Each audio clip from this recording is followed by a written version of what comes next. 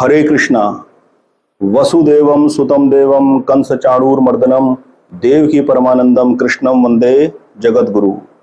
मूकम करोति वाचलम पंगु लंघते गिरिम यत कृपा तमहम वंदे परमानंदम माधवम।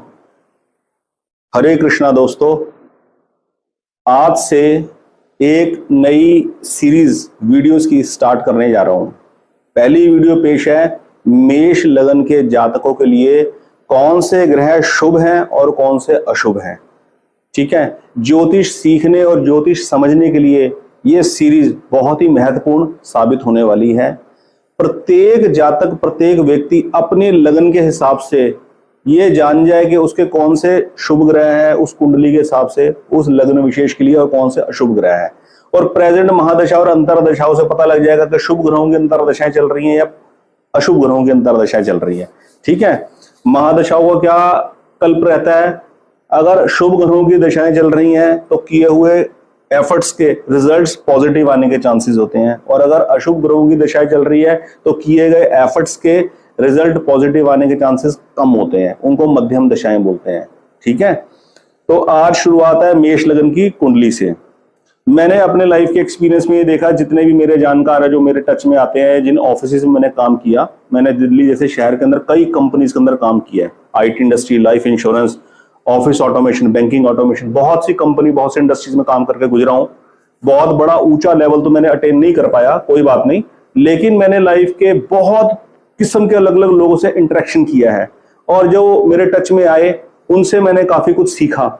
मैंने देखा जर्नल लाइफ के अंदर लोग जन्म राशि देखते रहते हैं, राशिफल देखते रहते हैं, साप्ताहिक राशिफल देखते रहते हैं, एप्स के ऊपर, न्यूज़पेपर के ऊपर पहले देखते थे, अब तो ऐप के ऊपर ही देखते रहते हैं, मोबाइल के ऊपर, वो राशिफल ही देखते रहते हैं।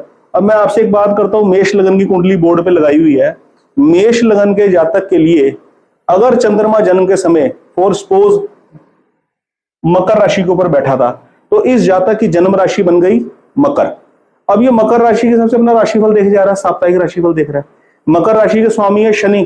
अब कोई लाइफ के अंदर ऑब्स्टेकल आ रहा है या कोई अनप्लेजेंट कंडीशन बन रही है, अनकंफर्टेबल कंडीशन क्रिएट हो रही है, तो ये मकर राशि के हिसाब से अपना भविष्यफल देखने में लगा हुआ है।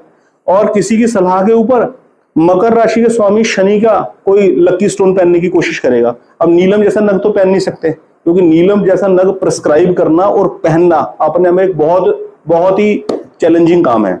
ठीक है, तो नीलम के सब्स्टिट्यूट हो गए लाजवर्द, नीली, ऐसा कोई हल्का स्टोन पहन लिया 1000, 1200, 1500 रुपए का चांदी में, और इससे कोई सटीक प्रेडिक्शन नहीं होती। ठीक है, जन्म राशि लग्न व्यक्ति विशेष के लिए लग्न विशेष के हिसाब से कौन से ग्रह शुभ है और कौन से अशुभ है ये मैटर करता है। जन्म राशि इतना मैटर नहीं करती, जन्म राशि मैटर करती है कुंडली मिलान के वक्त। जब लड़का लड़की के विवाह के लिए कुंडली मिलान होता है, या आपने कोई बिजनेस में एंटर करना है, आप पार्टनरशिप डीड बनाने जा रहे हो, आप पार्टनर का नेचर देखना चाहते हो, ठीक है, पार्टनर्स की अगर कुंडली मिलान करना है तब जन्म राशि को देखा जाता है।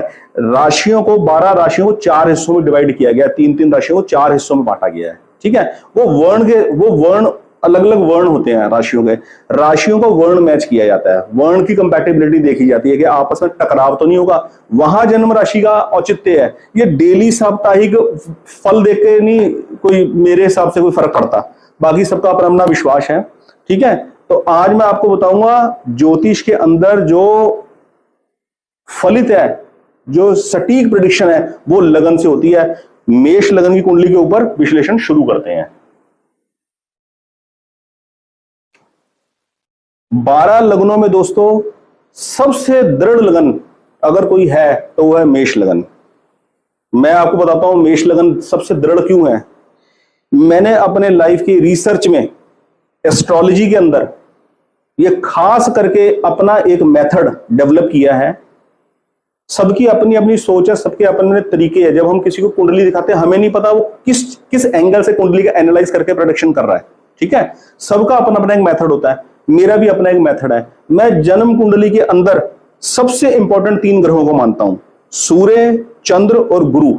मेरे हिसाब से सूर्य, चंद्र, गुरु यदि कुंडली के अंदर प्रबल है, पावरफुल कंडीशन में है, इन तीनों ग्रहों के भाव बढ़िया है, जन्म कुंडली को बंद कर दो, आगे बढ़ जाओ, जिंदगी बहुत बढ़िया से गुजरेगी, कोई टेंशन नहीं है।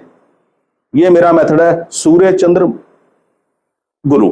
ठीक है, अब सबसे खास बात क्या है, 12 लगनों में सबसे दृढ़ लगन मेष लगन है। क्यों मैंने बोला, क्योंकि मेष लगन के अंदर ही सूर्य चंद्र और गुरु सबसे प्रबल स्थिति के अंदर, सबसे मजबूत स्थिति के अंदर होते हैं। ठीक है, ये बड़ा दृढ़ और बड़ा अडिग लगन है। ठीक है, जो ये डिटरमाइन कर लेता है ये लगन का व्यक्ति, उसे करके छोड़ता है और उसके अंदर सफलता के चांसेस बहुत अधिक होते हैं।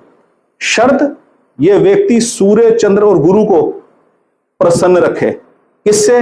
अपने कर्मों से। कर्म कांड करके नहीं कि ये कर दिया उपाय वो कर दिया, उससे सूर्य चंद्र गुरु को खुश नहीं करना, अपने कर्मों से खुश करना है। ठीक है, आइए बड़ी इंटरेस्टिंग फैक्ट्स मैं आपको बताने जा रहा हूं मेष लगन की कुंडली के लिए।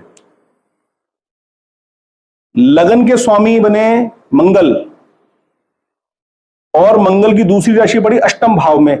बेशक अष्टम भाव के अंदर दूसरी राशि पड़ी, अष्टम का स्वामी ज्योतिष शास्त्र के नियमानुसार अच्छा नहीं माना जाता, पर चूंकि मंगल लग्नेश है इसलिए सदा ही शुभ है। ठीक है, मंगल लगन होने के नाते अति शुभ है इस कुंडली के लिए। लग्नेश सभी कुंडलियों में शुभ ही होते हैं और शुभ ही प्रभाव देते हैं। ठीक है, हाँ वीक जरूर होते हैं, उनका बल जरूर कम होता है। शत्रु राशि में बैठ जाए, अशुभ ग्रहों के साथ बैठ जाए, अशुभ ग्रहों की दृष्टि उसके ऊपर आ जाए, अशुभ भाव में बैठ जाए तो लग्नेश की स्थिति कम होती है। उस परिस्थिति में मैं स्टोन प्रेस्क्राइब करता हूं, वो बाद का मैटर है, वो बाद में बताएंगे। अभी मेष लगन की कुंडली के अंदर मंगल अत्यधिक लाभदायक ग्रह है। ठीक है, नैसर्गिक तौर पे देखा जाए मंगल का नेचर पापी है, अशुभ है और क्रूर ग्रह है, लेकिन मेष लगन की कुंडली के लिए मंगल शुभ ग्रह है। ठीक है, अपनी महादशा और अंतरदशा के अंदर अनुकूल फल देगा, किए हुई कोशिशों में कामयाबी का स्तर अत्यधिक ज्यादा रहेगा। लग्नेश होकर मंगल शुभ हो गए। ठीक है जी, अब बात करते हैं आत्मा के कारक सूर्य की। आत्मा के कारक सूर्य की बात करते हैं। मेष लगन की कुंडली के लिए जो सूर्य की राशि अलॉट होती है वो होती है त्रिकोण की, पंचम भाव। त्रिकोण हमेशा शुभ होते हैं। सूर्य त्रिकोण के स्वामी होकर शुभ हो गए, पंचमेश बने सूर्य। सूर्य त्रिकोणेश है और पंचमेश है, सूर्य भी अत्यधिक शुभ ग्रह है। ठीक है जी, अब बात करते हैं मन के कारक। मन के कारक चंद्र की। चंद्र की लॉर्डशिप मेष लगन की कुंडली में कहां बनती है? चौथे घर की, सुखेश की। इकलौती राशि के स्वामी है, आत्मा और मन के कारक है। सुखेश बनकर चंद्र भी मेष लगन की कुंडली के लिए अति शुभ है। ठीक है जी, चंद्र भी शुभ है। अब देखिए मेष लगन की कुंडली के लिए अति अति अति शुभ ग्रह कौन बने? गुरु। कितनी कृपा बरसी है मेष लगन की कुंडली के ऊपर। गुरु की मूल त्रिकोण राशि जन्म कुंडली के 12 भावों में से सबसे शुभ भाव नवम भाव में जाके बैठी। क्यों? वो भाग्य का भाव है। भाग्य का भाव क्यों है? क्योंकि धर्म से जुड़ा हुआ है। धर्म अगर नींव है जीवन की तो सब कुछ है, अगर धर्म कमजोर है, नींव कमजोर है, तो सारी वैभवता, विलासिता, ऐश्वर्य सब मिट्टी है। ठीक है, नवम भाव के अंदर राशि पड़ती है गुरु की मूल त्रिकोण राशि। गुरु नवमेश बनते हैं, भाग्येश बनते हैं। ठीक है जी, गुरु भाग्येश बने हैं मेष लगन की कुंडली के अंदर, अति शुभ है, अति शुभ। ठीक है जी, और अगर आप मित्रता शत्रुता का चार्ट अगर आप देखेंगे तो आप पाएंगे ये सूर्य चंद्र गुरु, सूर्य चंद्र मंगल गुरु आपस में मित्र है। आप देखेंगे ये कॉम्बिनेशन भी है। ठीक है, तो देखिए इस एक वीडियो से कितना सिनेरियो क्लियर हो गया। हम इतनी खिचड़ी पकाने में लगे हुए, सारे ग्रह अलग अलग भावों में क्या क्या फल देंगे, इतना एक आम आदमी को याद रह सकता है? कभी भी नहीं याद रह सकता। ठीक है, मेरा ऑब्जेक्टिव सिर्फ वीडियो बनाना, अपलोड करना, कंटेंट डिलीवर करके अपनी वीडियो को मशहूर करना, केवल ये नहीं है। मेरी एक नैतिक जिम्मेवारी है कि अगर कोई मेरी वीडियोस को देख रहा है तो देख के उसको कोई उसको एसेंस हाथ में आए। ठीक है, अब इस वीडियो से ये चीज क्लियर हो गई कि मेष लगन के जातक के लिए कौन से ग्रह शुभ है।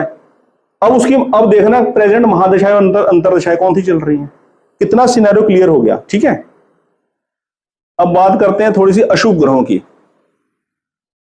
मेष लगन की कुंडली के अंदर बुध की जो लॉर्डशिप है वो है तीसरे और छठे घर की। तीसरे और छठे घर का स्वामी अच्छा नहीं माना जाता ज्योतिष नियम अनुसार। बुध को एक अशुभ ग्रह की श्रेणी में डाला गया है। नैसर्गिक बुध एक शुभ ग्रह है, जहां बैठता फायदा ही करता है, लेकिन एज पर रूल ऑफ ज्योतिष शास्त्र इन मेष लगन कुंडली it will be considered as a अशुभ ग्रह। ठीक है जी, तीसरे और छठे की लॉर्डशिप होने के नाते बुध एक अशुभ ग्रह माना जाएगा। ठीक है जी। दूसरी बात करते हैं शनि की। 10वें और 11वें भाव की लॉर्डशिप है शनि की। बेशक शनि 10वें भाव के स्वामी बने, एज पर रूल ऑफ ज्योतिष केंद्र के स्वामी बनकर केंद्र का अगर कोई अशुभ ग्रह नैसर्गिक कोई नैसर्गिक अशुभ ग्रह यदि केंद्र का स्वामी बनता है तो वो अपनी अशुभता त्याग देता है। यहां शनि ने केंद्र का स्वामी बनकर अपनी अशुभता त्याग दी, लेकिन क्या है कि जो शनि की दूसरी राशि है ना वो ज्यादा बली है। मूल त्रिकोण राशि ग्रह की ज्यादा ताकत और बली मानी जाती है। ग्रह का इफेक्ट मूल त्रिकोण राशि की लोकेशन पर डिपेंड करता है। मूल त्रिकोण राशि पड़ती है 11वें भाव में। 11वें भाव का स्वामी भी अच्छा नहीं माना जाता। 3, 6, 11 के स्वामी जन्म कुंडली के अंदर अशुभ माने जाते हैं, अशुभ फल देने वाले माने जाते हैं। तो शनि की जो मेल मूल त्रिकोण राशि वो पड़ी है एकादश भाव के अंदर। एकादशेष होने के नाते शनि मेष लगन की कुंडली के लिए अशुभ माने जाएंगे। ठीक है जी, शनि की कैटेगरी भी अशुभ ग्रहों में आ गई है। ठीक है जी। अब बात करते हैं नैसर्गिक एक और ग्रह की, शुक्र की। मेष लगन की कुंडली में शुक्र की लॉर्डशिप बनती है दूसरे घर और 7वें घर की। ठीक है जी। ये तो बहुत अच्छी बात है कि लाइफ पार्टनर के घर के अंदर तुला राशि पड़ी है और सुख विलासिता ऐश्वर्य के ग्रह की राशि पड़ी है, तो लाइफ पार्टनर उस कारक तत्व से रिलेटेड लाइफ पार्टनर को जातक को मिलेगा। दैट इज ट्रू, वो अलग बात है। ठीक है। लेकिन शुभता और अशुभता के मामले में अगर देखेंगे मेष लगन की कुंडली के लिए दूसरा और 7वां भाव दोनों ही मारक माने जाते हैं। शुक्र की लॉर्डशिप दूसरे और 7वें घर होने के नाते शुक्र को भी मेष लगन के लिए एक अशुभ ग्रह माना जाएगा। ठीक है जी। शुक्र भी अशुभ ग्रह की श्रेणी में आ गया। बचे दोनों राहु और केतु, पृथ्वी के सबसे नजदीक और ह्यूमन नेचर को, व्यक्ति विशेष को प्रभावित करने के लिए सबसे तीव्र ग्रह चंद्रमा, राहु, केतु, पृथ्वी के सबसे नजदीक। राहु केतु फल कैसे देंगे? जिनके साथ उनकी युति बैठेगी। जन्म कुंडली में वो शुभ ग्रहों के साथ युति में बैठ गए या अशुभ ग्रहों के साथ युति में बैठ गए। शुभ ग्रहों के साथ बैठ जाएंगे तो अपनी दिशाओं में शुभ फल देंगे। अशुभ ग्रहों के साथ युति बैठ गई तो अशुभ फल देंगे। अकेले बैठे तो देखना पड़ेगा कि अशुभ ग्रहों की राशियों में बैठे कि शुभ ग्रहों की राशियों में बैठे। ठीक है। मैं समझता हूं बड़े ही संक्षिप्त तरीके से, बहुत ही एक छोटी वीडियो में मैंने मेष लगन की विशेषता आपको बताई। ठीक है। और मुझे लगता है कि कोई पॉइंट छूटा नहीं है। शुभ ग्रह भी हो गए और अशुभ ग्रह भी हो गए। इससे एक व्यक्ति विशेष आराम से पता लगा सकता है कि उसकी प्रेजेंट दशाएं जो चल रही हैं उससे जीवन के अंदर कैसे फल घटित हो रहे हैं। दोस्तों बहुत बहुत धन्यवाद। अगली वीडियो लेकर आएंगे वृष लगन के ऊपर। हरे कृष्णा।